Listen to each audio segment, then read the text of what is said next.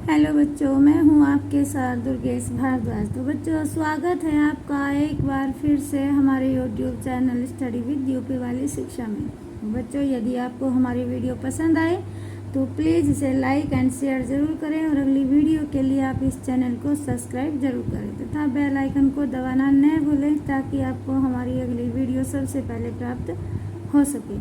तो चलिए हम आज की वीडियो शुरू करते हैं। हमारी आज की व्याख्या जो है वो इस प्रकार से है। संदेशो देवकी सो कहियो, हो तो धाई तिहारे सूत की दया करत ही रहियो। यद्यपि टेव तुम जानती उनकी, तव मोही कही आवे। प्रात होत मेरे लाल लड़े ते माखन रोटी भावे। तेल उबटनो और तातो जल, ताही दे की भज जाते। जोई जोई मांगत सोई सोई देती, करम करम करी के नहाते। सुर पथिक सुन मोहि रैनी दिन, बढ़ियो रहत उर सोच। मेरो अलग लड़े तो मोहन, हवे है करत संकोच। तो बच्चों, ये थी हमारी आज की व्याख्या। अब मैं आपको इन सभी शब्दों के अर्थों को बताना चाहूँगी।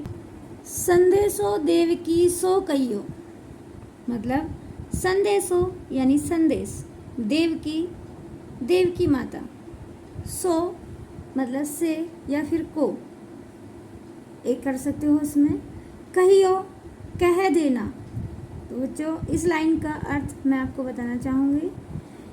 मेरा यह संदेश देवकी को दे देना और उनसे कह देना, मतलब यहाँ पर यशोदा माता जो है किसी पथिक को अपना एक संदेश दे रही है और वो कहती है कि तुम मथुरा जाकर मेरा यह संदेश देवकी को दे देना और उनसे कहना कि मैंने भिजवाया, यानी यशोदा माता ने वहाँ पर संदेश भिजवाया है। पथिक का मतलब होता है राहगीर, राह पर चलने वाला राहगीर, यानी रास्ते पर चलने वाला एक पथिक। उसके हाथों माता यशोदा ने संदेश भिजवाया है। हो तो धाई तिहारे सूत की दया करत ही रहियो। हो तो मतलब हूँ तो, धाई धाई मतलब धाई माँ, यानी पालने वाली माँ। यशोदा माता ने श्री कृष्ण जी को पाल पोस कर बड़ा किया है, मतलब उनका पालन पोषण किया है। देवकी माता ने उन्हें जन्म दिया था, लेकिन उनका पालन पोषण जो है वो यशोदा माता ने किया था। अच्छा, आगे चलते हैं। तिहारे यानी तुम्हारे, सूत की मतलब पुत्र की, मया मया मतलब माता। देखो बच्चों, यहाँ पर दया दिया गया है, लेकिन ये दया गलत वर्ण है, तो इसमें यहाँ पर आएगा मया, मैं ये अ, मया। तो इसका मतलब होता है मया यानी माता। करत ही कहता ही, रहियो रहा है। तो इस लाइन का अर्थ है बच्चों, हूँ तो मैं तुम्हारे पुत्र की धाई माँ, पर वह हमेशा मुझे मैया ही कहता रहा है। यद्यपि टेव तुम जानती उनकी, तव मोही कही आवे। यद्यपि मतलब यद्यपि, टेव यानी आदत, तुम जानती उनकी, इसका यही अर्थ रहेगा कि तुम जानती उनकी, इसका कोई अर्थ नहीं बदल सकता। तव फिर भी, मोही मेरी बात, कही आवे कहने के लिए। तो बच्चों, इस लाइन का अर्थ है यद्यपि आप तो उसकी आदतों के बारे में जानते ही होंगी, फिर भी मेरा मन मेरी बात कहने के लिए बड़ा ही उत्सुक हो रहा है। प्रात होत मेरे लाल लड़े थे, माखन रोटी भावे। प्रात होत मतलब सवेरे होते ही, सुबह होते ही, मेरे लाल का अर्थ यहाँ पर मेरे लाल ही रह जाएगा, इसका कोई अर्थ नहीं बदलेगा। लड़े थे मतलब लाडले। माखन रोटी का भी यहाँ पर माखन रोटी रहेगा, या फिर आप घी रोटी कह सकते हो। भावे मतलब अच्छी लगना। तो इस लाइन का अर्थ हो जाएगा बच्चों, मेरे लाडले लाल को, कृष्ण को सुबह होते ही माखन रोटी अच्छी लगती है। मतलब वो श्री कृष्ण जी को अपने लाडले लाल बता रही है। तो इसमें आप लाडले लाल भी लिख सकते हो, या फिर आप श्री कृष्ण को भी कह सकते हो कि मेरे लाडले लाल को, यानी श्री कृष्ण को सुबह होते ही माखन रोटी अच्छी लगती है। तेल उपटनो और तातो जल, ताही देख भज जाते। तेल उपटन का अर्थ यहाँ पर तेल उपटन ही रह जाएगा। उपटन क्या होता है बच्चों, पता नहीं आपको पता होगा या नहीं पता होगा। एक बार आप अपने घर पर अपनी मम्मी से, दादी से ताई चाची से, मतलब जो भी आपके रिलेशन में हो, आपकी बड़ी, आप एक बार उनसे पूछ कर देखिएगा कि उपटन क्या होता है।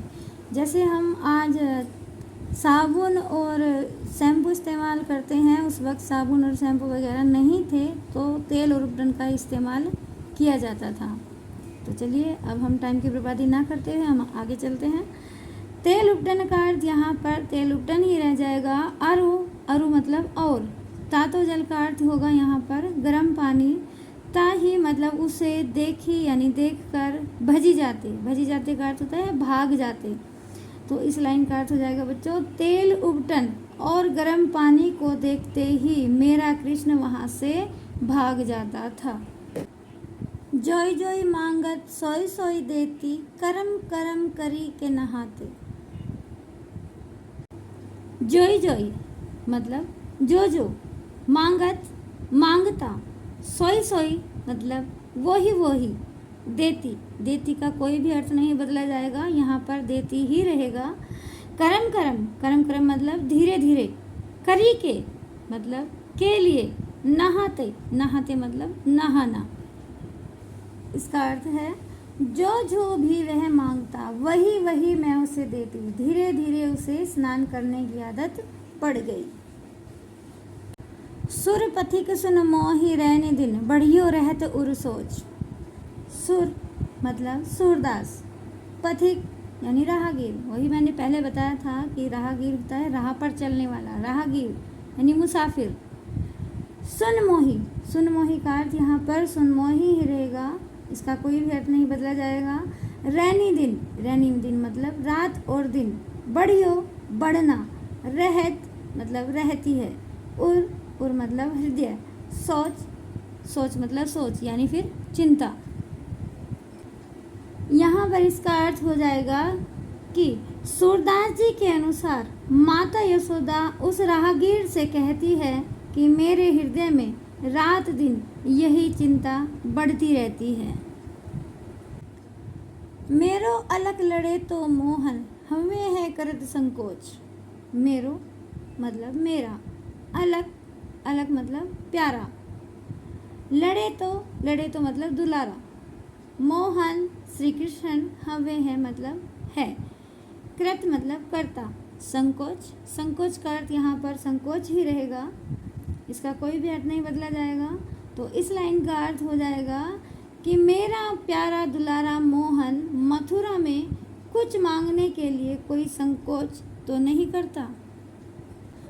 तो बच्चों ये थे हमारे कठिन शब्द, चाहे आप इन्हें शब्द अर्थ कह सकते हो, कठिन शब्द कह सकते हो। तो अब मैं आपको इसके प्रसंग के बारे में बताना चाहूँगी, फिर इसके भावार्थ को इकट्ठा करके भी आपको बता दूँगी। एक बार ध्यान से देखिएगा।